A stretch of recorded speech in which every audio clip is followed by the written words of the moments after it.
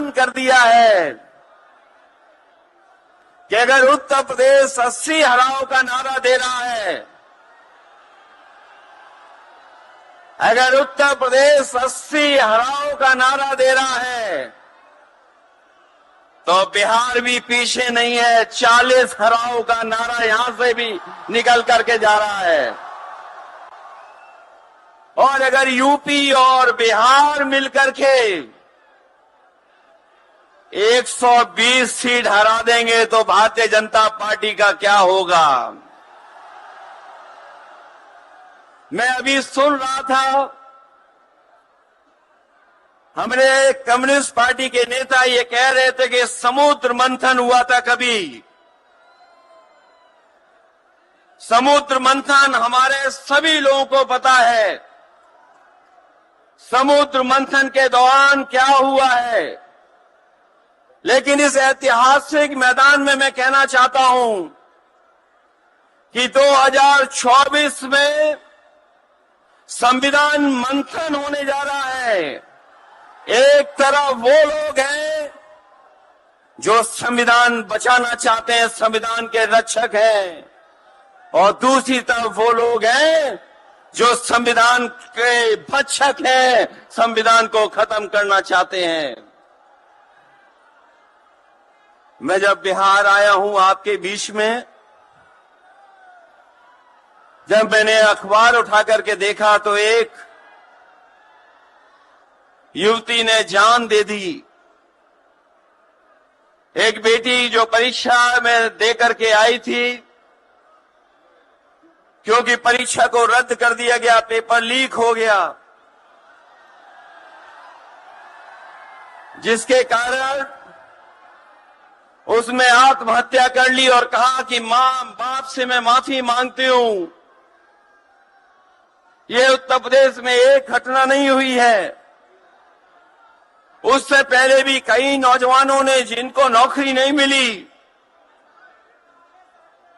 उन्होंने अपनी जान दे दी। जिस देश से मैं चुन करके आता था, वहां भी एक ब्रजेश पाल बेटे ने, हमारी आपकी उम्र से कम उम्र, उस नौजवान ने पढ़ी लिखी डिग्री जो थी, उन डिग्रियों को जला करके और आत्महत्या कर ली।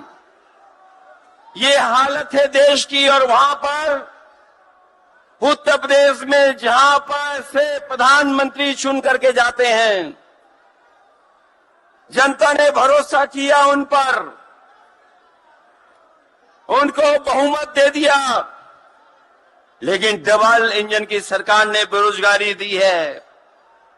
मुझे खुशी है कि तेजस्वी ने यहां पर नौकरियां दे दी, रोजगार दे दिए, और हम तो वहां 60 लाख बच्चे जिनको पेपर नहीं लिख पाए, उनका हिसाब किताब लगाते हैं। उनका अगर हम बड़ा परिवार न माने, केवल 3 सदस्य परिवार के माने, बेटा और मां बाप, तो 60 का गुणा 3, 1,80,00,000 वोट, और 1,80,00,000 लोगों को अगर हमने भाग दे दिया 80 लोकसभा से, तो केवल उत्तर प्रदेश में 2,25,000 हर लोकसभा में वोट कम हो गया है। लेकिन तेजस्वी ने बिहार में पलट करके दूसरा काम किया। अभी 3 लाख नौकरी दी, हिसाब लगा लो कितने परिवारों का जीवन बदला। और सोचो 10 लाख नौकरी मिल जाती तो कितना परिवारों का भविष्य बदल जाता। इसलिए जो लोग कहते हैं कि परिवार वाले हम लोग हैं,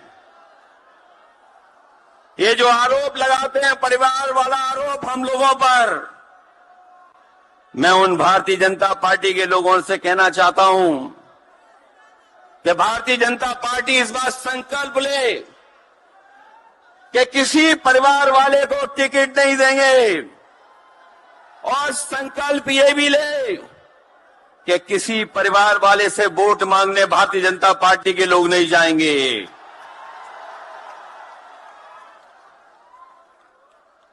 मैं तो ये जोश देख रहा हूं यहां मैदान में,